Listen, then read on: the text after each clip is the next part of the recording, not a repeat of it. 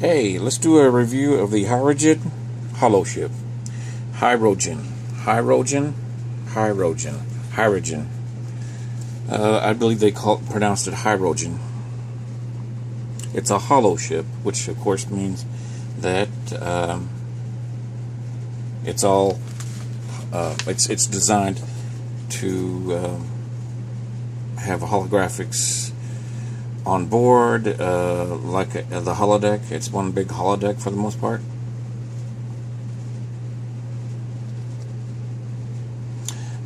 In 2377, a Hirogen holoship was used by a group of holograms to terrorize the race who had created them. The Hirogen were hunters, and they had switched over to hunting holograms instead of hunting real sentient beings. But unfortunately, the holograms tended to be sentient themselves. This is more social commentary by Star Trek. That's what I love about Star Trek.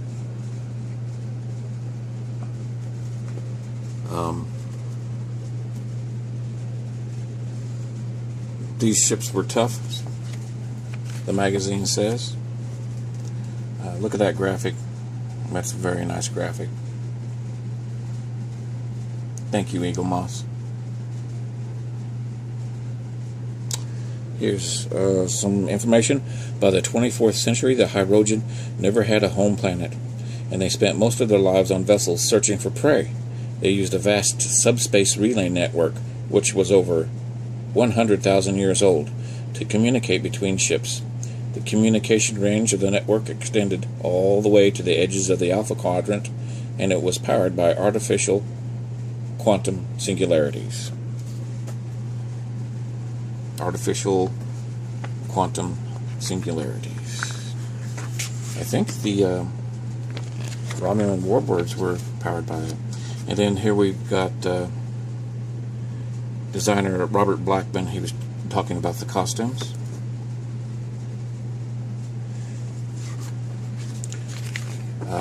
That's what I loved about Star Trek. They were always talking about what is life, and you know, if you kill a hologram, is it murder? Writer Brian Fuller on Star Trek Voyager. You know, this is one of the guys I talked about earlier in a video I did, that he wanted to make some more canon Star Trek, but he's gone from CBS.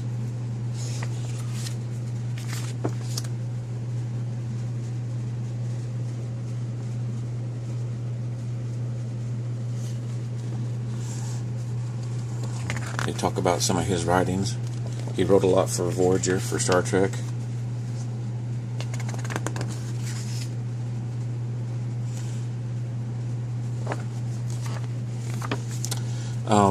This ship, the Hirogen holoship, was designed by the great Rick Sternbach.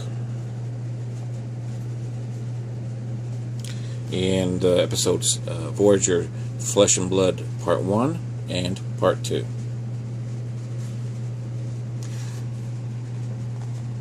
Coming next, the Bozeman. Oh, another Reliant class. Sweet. Okay, now let's take a look at this ship. It almost looks like an insect. And the bridges in Star Trek, canon Star Trek, were a lot similar. This particular piece is rather delicate with these antennae.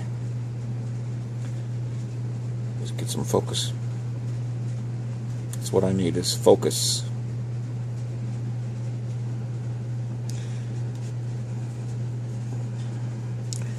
And this paint job is another hit, and it is not a miss, it is a hit by Eaglemoss.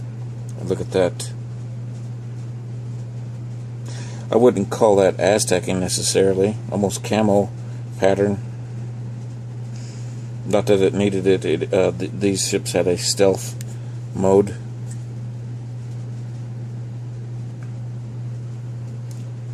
see in the manufacturing we got some gap there.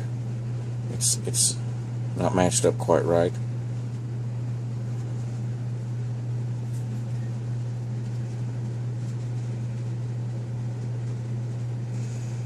Nice paint job though. Nice paint job, Eaglemoss. You know what this also reminds me of?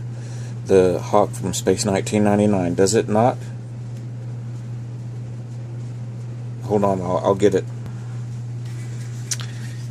This is a Space 1999 Hawk I bought off of eBay for cheap.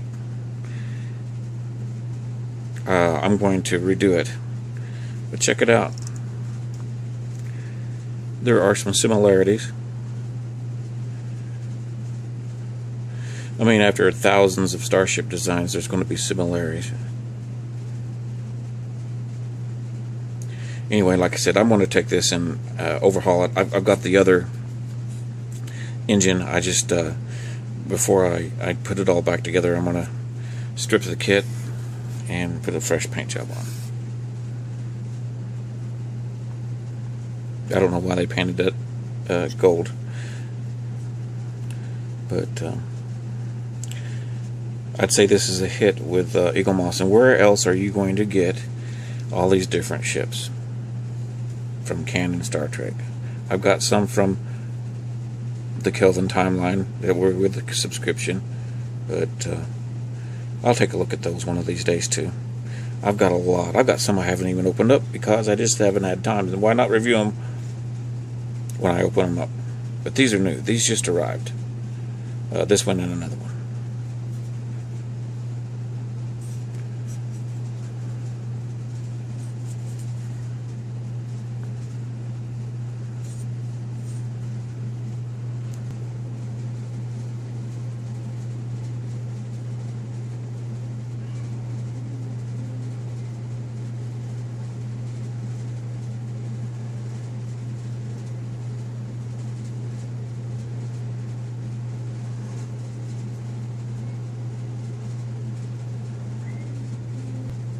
We did have a bit of a problem with the base though.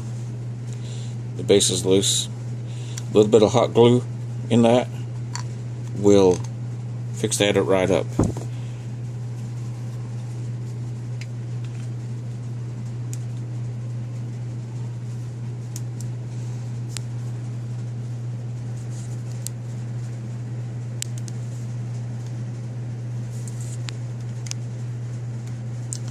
Well, thanks for watching, and we'll see you next video.